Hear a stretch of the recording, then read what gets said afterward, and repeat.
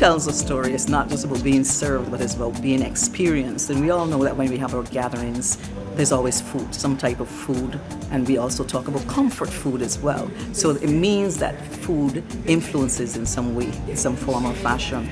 And this discussion we thought was long overdue so that we can all sit together.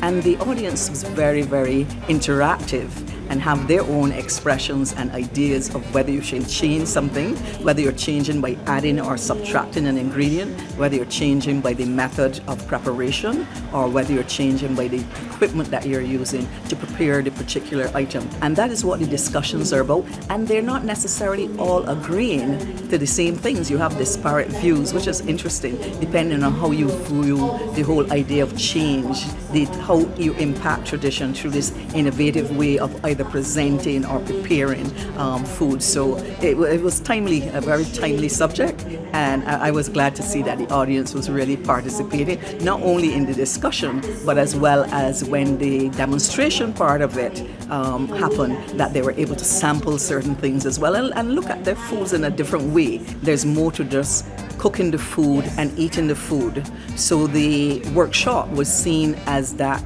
particular time to look at food in a different way.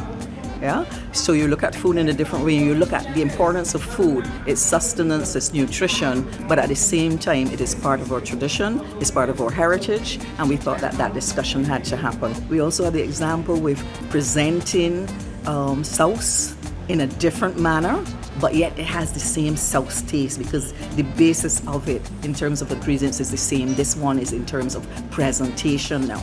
So that is the various things that they're looking at, and we're looking forward to it because you're seeing it from perspectives from across the region and outside of the region.